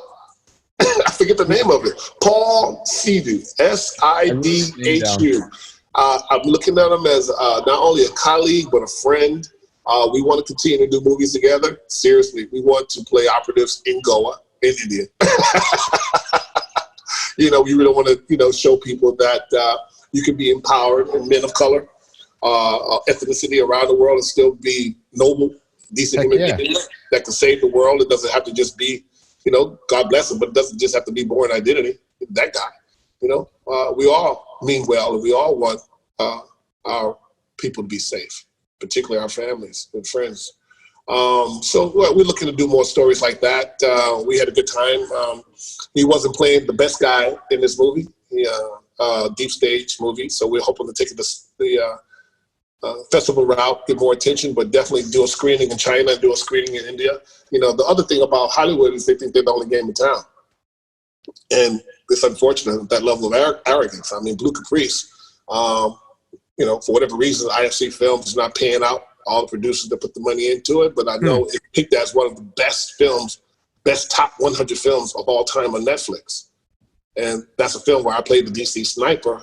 Loosely, it wasn't a biography, but loosely, the story was done. And what I was doing with that movie, Blue Caprice, is showing the world what can happen when you have toxic leadership. What can happen to a child, what can happen to a neighbor, a friend, what can happen to a political companion, comrade, is when you have toxic leadership that has charisma, we all get hurt. We all get hurt. Yeah, man. You know, Adolf. when you follow the demigods and when you follow that level of charisma, I mean, there's a book on it by Weber that I've read, talks about personality and charisma and how people manipulate it and how they use it. It's real. There's no big secret that people are following certain people because they've been watching them on TV for 15 years. Yeah. Television, we all know, being on camera is the most powerful opiate in the world. If you on a podcast, people think you're filthy rich. Because why are you talking to me? You must be rich. I'm rich in spirit. Right, you know what I mean? So you just have, as long as we continue to educate people, and even educate people about the gun community. A lot of these guys out here, guys and girls, are really doing it because they are noble Ronins. They really are warriors with our leaders that are really seeing the spoils of war in the worst way. And they really don't want that on their soil. They don't want that in their backyard, and they're starting to see the rules of engagement are not the same as the same rules of engagement that they have to deal with in Afghanistan and Iraq. Yeah. They have 99.9% know that guy just shot an RPG-7 at me. I know that guy just tried to kill me in my unit, but I can't fire back. They're trained to do that. With an AK-47 in their face, and they still have to stand down. But yet, we don't have guys trained at that level that's supposed to be under the color of law to protect us. And it's not their fault make them bad people, but we need to make the system and these politicians accountable to make sure that these young people that are getting paid $30,000 or $40,000 are getting the training that they not only need and deserve, but the training and the tools they need to protect all of us. Because, this is not Dennis the Menace. 1950s time, people are walking around that just because they're smiling, they look at us and makes them innocent. That's not the time we're in, man. We the people problems. People need to start not just paying attention, but people have to start changing what they think about. They have to start changing what it is that's important, because the communities don't change, the laws don't change, the land doesn't change, the heart of society doesn't change when we're thinking. You can't change if you don't have a job and you're living in a war zone. Hey guys, hey. Yeah, I think they're telling me I've been on too long with you, Mickey. We've been at it for about 2 hours, so I think we probably you got some hellified editing, my friend. I got a good editor. He'll handle it. I appreciate your time, man. We'll follow up again. I'll email you when we're done here with some contact. And you need to let me know this little special place you've been coming out here in the state of California, man. I'm curious to know what that's about. All I know about is Oak Tree Gun Club, Angeles. I've never heard of this place you talked about here in the state of California. The one in Azusa is called, I've got to look it up now that you can hit me with it offline. I think you got my cell number, right? Yeah. No, email it to me. Okay. I appreciate the time. I hope that the listeners take away that couple things. One, not everybody in Hollywood is anti-freedom, anti-gun. Not everybody in California. That people have the ability to make change beyond what they deem to be possible. You've touched people in other continents because of what you've chose to do. So that I think should be a lesson to folks that are listening here. That it sounds cliche and corny, but we set our limits. We set what's possible. That's right. Thank you for sharing and living that life. It's meaningful. Yeah, I think the only way to like I said to be of service is by being of service. I agree. Sir, I appreciate your time. Okay, man. People can look you up on Instagram, The Real Isaiah Washington. That's correct, because somebody out there bought my name. And he won't sell it back to me. The Real Isaiah Washington. Hit him up on IG. When we put this post up on Instagram, we'll tag him in it. And then, of course, it'll be on YouTube and all of the other good spots, iTunes. And all that good stuff. So be well, sir. Enjoy the day. I'll hit you up offline. All right. Sounds good. Take care, Mickey. Bye now. Bye. Visit our website, carrytrainer.com, for information about classes held throughout the U.S., Carry Trainer apparel, and upcoming projects. You can also email us at training@carrytrainer.com for information about setting up your own private course or speaking engagement. Training@carrytrainer.com or carrytrainer.com.